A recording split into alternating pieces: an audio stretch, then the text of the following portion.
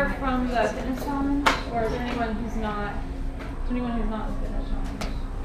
Okay, good. Good to know. I'm just trying to figure out. I think I've seen some of you before. Met some of you. I'm really excited to be here tonight. I love health and fitness, and I've been a trainer since 2005.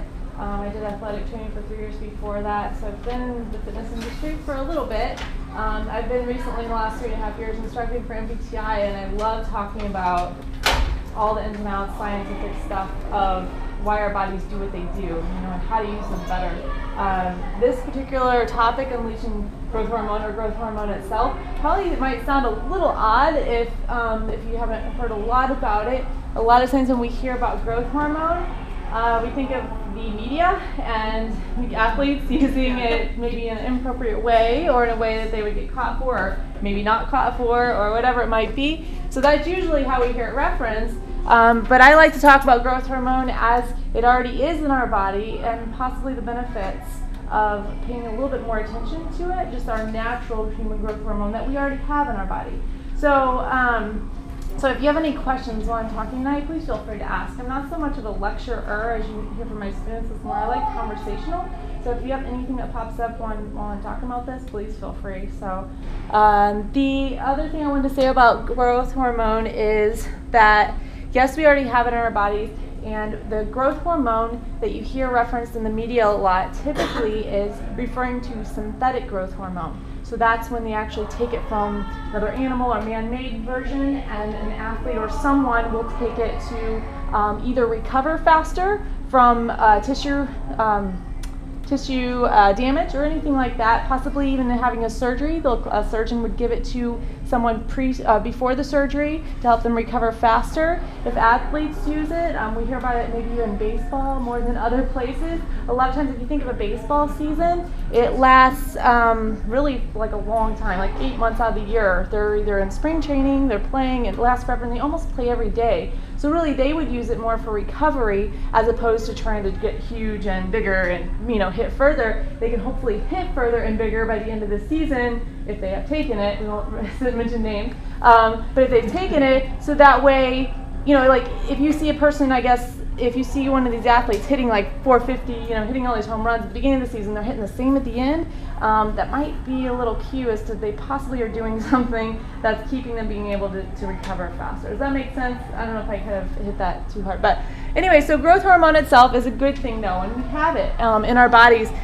Already as a kid, our growth hormone is high. We have a lot of growth hormone as we grow.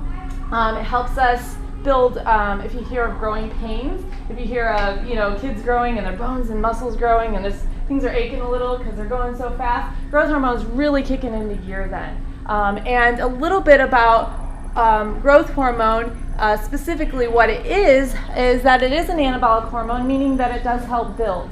It does help repair tissue. You would hear anabolic maybe as in if you hear about anabolic steroids, if you ever heard of that. It has to do with building. Catabolic would be breaking down. Growth hormone does not break tissue down in your body. Cortisol does, if you've ever heard of that hormone. Cortisol tears and breaks things down, whereas growth hormone will help build. So anabolic hormone is what it is. It is a little bit like testosterone in that factor because it does help build, especially muscle tissue. It is a big component of your endocrine system, which your endocrine system is basically your system of hormones. So you have hormones being secreted from different glands, and then we'll tell other glands to secrete hormones, and that's your endocrine system. So it's a big part of that. The growth hormone itself gets produced by your pituitary gland, which is in your cranium, in your head somewhere. Okay, we won't have to go specifically into that, but it comes from there. It is secreted into your body, and it definitely goes to building muscle, bone, and actually a lot of different things in your body we'll talk about in a second. In childhood, of course, like I said, it is definitely necessary. It is in high amounts. Your body is producing this growth hormone, so you can grow. And in adulthood, we typically see it taper off. And we're going to see a chart on the next slide that's going to kind of demonstrate that for you. But we also know that it does help keep us healthier and keep us younger. Growth hormone does. So as it does taper down throughout our life, we will notice that we're going to age faster, and as growth hormone lessens, we tend to age faster. So growth hormone now is being talked about possibly in certain areas of the media as to help prevent aging, so anti-aging in that manner too. So you might hear it talked about then. What does it do for you? What does growth hormone really do? We know it helps build, but here's a couple extra things that it does help with. It helps keep your body lean, is what that should say right there. So it actually helps you utilize the fuel that you're putting in your body, because it's going to put it somewhere to help rebuild and repair and grow. It also decreases fat accumulation in that manner, because if everything's going correctly, you should be using your fat stores to help with that whole process, using that for fuel, using your fat for fuel. So it does decrease fat accumulation. It does strengthen your bones as well. So any tissue in your body, it definitely helps build and grow. All right. It also protects your organs from the decline that occurs with age. So you know, your liver, your heart, kidneys, everything. It actually, even your skin is an organ, and so it actually helps protect your body from the cells from aging and the DNA inside of them from decaying and actually decreasing in you know how your cells actually code on themselves. It actually helps it do that as well. So it helps it code correctly. It also improves your circulation, will help give you more favorable cholesterol profile. It actually helps your body in all those systems. So it definitely helps with cholesterol and gets more, helps you protect you from the consequences of aging. It says that again, but basically even your memory, even your brain, it keeps everything healthy. So as you know, obviously if we look on the next slide, you can see a little chart here. It shows, okay, when we're young in micrograms, we have, you know, about 2,000 micrograms of growth hormone being produced by pituitary gland. And as we age, as you see, we hit the 20s, 30s, 40s, and on down. You can see how it declines, which is rather depressing to look at, right? It's like, great, that's wonderful. Thanks for telling me. But 30 years ago. Yeah, so you know, I mean, things do happen as we age. I've had multiple clients throughout my training years tell me that, you know, yeah, once I hit 30 or once I hit 40 or once I hit 50, I mean, things just happen, you know, and there's bad things happen, right? But yet, you know, and I'm 31 right now, and I know that our metabolisms actually, you know, will decrease somewhat, but yet you know that you can also battle against that in a big way just by staying active mentally, physically, and all these things. You can really, really help with that, and people that do, you do see them be able to live a longer, more quality of life as they do things to help basically boost their growth hormone, in this case that we're talking about now, and send those signals to your body that tell it like, hey, I still want to be active, I still want to be alive, I still want to use you. You know, a lot of times if you think of a little kid running around like being goofy, right, and all like, nah, you know, if we did that as adults, like we would be like, we looked at really oddly, right, like just kind of bouncing off the balls, as we call it. But so we kind of tell ourselves in a way, oh, you know what, we need to be structured, more reserved, sit more, be more proper. You know, we kind of tend to do that. I mean, we have to a degree, time and a place to be goofy. But in those ways, we are communicating with our body as well that, you know what, I don't need you to be as active.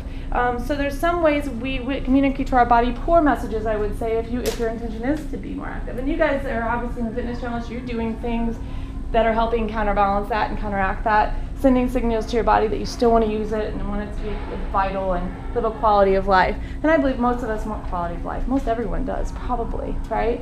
So this is just one of those ways in which we can do that. Okay, so do you produce enough growth hormone? How do you know, right? There's actual tests that you can take, insulin growth factor tests, blood tests, and I'm going to be sending some links and some resources to this. If you're a little bit more curious of the specifics scientifically, you can take a look at yourself. But some ways you might notice that your body might not be producing enough growth hormone, as you might see extra accumulation of fat, okay, especially around the waist. Okay, sometimes that might be an indicator. It might be an indicator of some other stuff too. But cortisol, like one I mentioned earlier, who's heard of cortisol before? Right? We hear about it, talk about it, it'll help you put more fat around your waist. Well, the reason why it does that is if you are producing a lot of cortisol, specifically from stress, non-workout stress, your body produces that hormone cortisol, which breaks stuff down. If you're not working out, it doesn't know what to break down. It doesn't break down muscle like it's supposed to. It'll start breaking down organs, or organs are made out of protein. So it'll go to right there, and then your body puts fat there to protect it from the cortisol, protect your organs from the cortisol. So if you have growth hormone there, and you're actually doing things that are stimulating growth hormone, stimulating your muscles and your bones, then that's going to be high. And the building process will be higher. Cortisol will lessen. So it'll actually decrease the fat accumulation around the middle. It can help with that. Anxiety and depression, if you have a lot of that, that might be an indicator that your growth hormone might be a little lower. Decreased sexual function and interest, fatigue, greater sensitivity to heat and cold, that might be little indicators. Also less muscle or lean body mass, less strength overall. That can be an indicator that maybe either you're not doing the right things to increase your growth hormone, or you're just not producing as much. Also reduced bone density, and also changes in the makeup of your blood cholesterol. So those are kind of a sampling. There's also a lot more things that could be indicators, and I'm not trying to tell you to self-diagnose and you know yourself, but if you want to get a test for it, you can have a doctor check to see average for you, your age group, and male, female, and all that kind of stuff. Maybe about where you should be and maybe where you are. Across our nation, specifically, we're seeing chronically a big sweep of people who are having a lot lower growth hormone and a lot lower testosterone levels and things like that. And so a lot of it has to do with our lifestyles, but also what we're putting in our body. And we'll look at a few other things that will help you boost things like your growth hormone and those other things. So does anybody have any questions about that? Any of those? Okay. We were commenting that sounds a lot like menopause too. Yeah, and actually that's part of. Yeah, no, it is true. But they, yeah, I know. no, it's so true. Yeah, check. Yeah. Well, it's funny because you mentioned that because it does all kind of tie together. So when a woman is actually going through menopause, certain changes take place. Like, oh, we're hitting a certain point, and we aren't growing babies, meaning to grow babies anymore. We're not growing anything else. And so your body will produce less growth hormone in that manner. So it's almost like another checkpoint on the way. If you put it that way. But yeah, if you are working out and you are communicating with your body that, hey, you know what? I still want to be active. I'm still doing things. I still want to build muscle, and I want to build and keep up with my kids, right? And all those kind of things. Then your body will produce more growth hormone to help you with that process as well. I've had plenty of clients who are in their 40s and 50s as well, men and women, who, one lady, she had never worked out before resistance training, and she was smaller structurally, but within 5 years she was entering like figure competitions, and she never thought she'd ever do that. And then up into her late 40s, that was when she started. I was impressed because I didn't know, I'd never worked with someone that, I always thought, oh, okay, once you hit your 40s or whatever, women don't build as much. I've heard that, as a trainer. But it actually, awesome things can happen if you communicate correctly with your body. Any of the things that you see where they kind of average, say, oh, well, at this age, basically this happens. Well, that's an average, like just a general population that's common. And then they're not taking into account always that, hey, you're actually working out, you're actually doing something different than the average population. So just because the average population that happens at that age doesn't mean it has to happen for you. And that's the truth of the matter with a lot of that stuff. So but let's go to the next slide if you would. So how do you get more of it if you might not have enough? What are some simple things that you can do? Well, there are some supplements out there, maybe things like melatonin or other things like that could help. And I have a list that I can give you guys that you can take a peek at. I'm more of an advocate of doing things